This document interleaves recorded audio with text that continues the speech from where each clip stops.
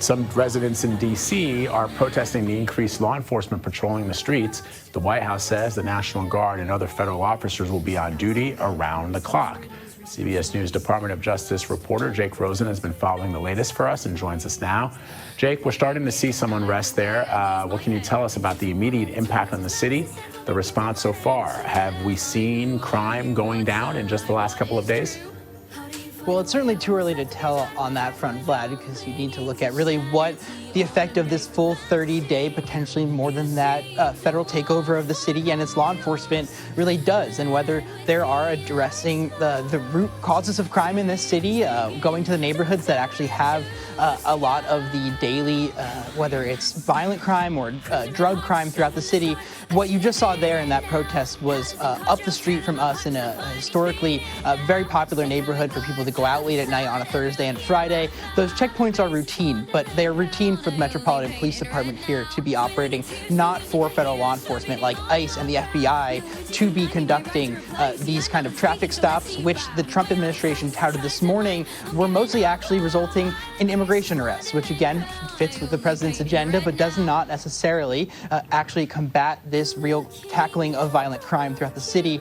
You can see there the FBI touted 45 arrests yesterday. There were 43 arrests the day before, but again, these are for a number of crimes throughout the city. Yeah, and I was sort of being facetious when I mentioned whether crime was down in the last couple of days, because obviously, even over the course of the 30 days, which is what the president is able to do under the law before requesting an extension from Congress, most analysts predict that although the presence of increased law enforcement may tamp down crime, at least during this period, once you go away, the root causes of why that crime is happening do not. But the president, of course, as you know, Jake, is doubling down. He's reiterating that crime is much worse in D.C. than the numbers actually show. And as I said, to be able to go beyond those 30 days, he does have to request Congress to do that, give him that authority. Is that something that he is considering? Yeah, and he said it so much yesterday in taking questions from reporters. He said he will call a full national emergency to try to extend the National Guard and federal takeover in D.C. without congressional approval if he doesn't get it. That would be obviously subject to massive legal challenges and massive ramifications for how the city governs itself. But Vlad, I think the important thing to note is that there is not quite the appetite in Congress just yet for this. We saw Democrats say that they're not open to negotiating on this, and Chuck Schumer, who obviously leads Senate Democrats, saying in an expletive, no way that he's going to allow the Trump administration to come to the table to negotiate any of this, or for a bill to be passed that would kind of roll back what the D.C. laws are in terms of what a federal takeover entails. It looks like for now, Vlad, it'll be this 30-day Band-Aid and potentially a keeping of the National Guard, which President Trump does have the ability to do, but certainly more to come on this front, as, you know, there's not necessarily a tinderbox yet, but they're certainly building tensions from locals here who are just simply not happy with federal law enforcement walking through the streets. Let me just ask you, Jake, personally, and this is something I've seen from other journalists who live in Washington, D.C. You've no doubt seen that increased presence. Just anecdotally, how does it make you feel? How does it make neighbors feel?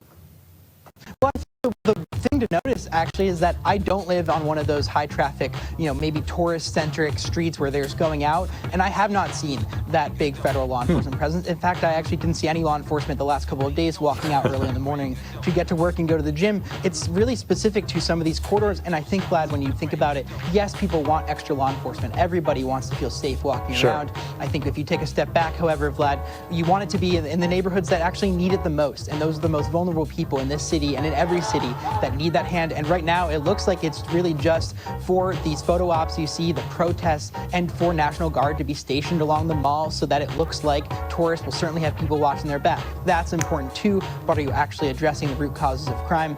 Federal officials here in D.C. that said that they're not quite worried about that. They just want to get the crime under control for now. Yeah, so I love that point that you made, Jake, because that is the clear and direct and obvious point, which is that it is true that crime is down in Washington, D.C. from its high in 2023, and then it's been decline in 24, decline in 2025. But it does have a very high homicide rate in certain areas, and disproportionately, black and brown people who live in some of these under-resourced neighborhoods are the ones that are most often the brunt, or bear the brunt of those crimes. And so the performative nature of having law enforcement on the streets is perhaps, it makes perhaps some people feel good, but unless you address those root causes as to why the city, and correct me if I'm wrong, Jake, there are 4,000 cops in Washington, D.C., right? So even adding more police has not been able to tamp down the murder rate, which is higher than, Chicago even in some neighborhoods in Washington, D.C., because the root causes haven't been addressed. Yeah, and I'll leave you with one point. There's actually about 3,300 because there's a gap of 800 to 700 officers that the administration here hasn't been able to fill. And the D.C. Congress, that bill, One Big Beautiful Bill, took away a lot of that funding that the city could have used to hire officers. Instead, obviously, we've seen this federal response. Excellent reporting, excellent analysis, Jake Rosen. Thank you, my friend. Appreciate it. Farm in the wild, raise animals and harvest crops, make food for yourself and for sale.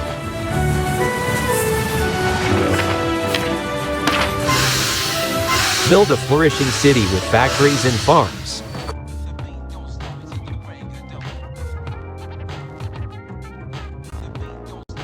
Donald Trump claims he personally selected the nominees for this year's Kennedy Center honors so that he could prevent woke artists from getting the awards, which sounds like cancel culture to me.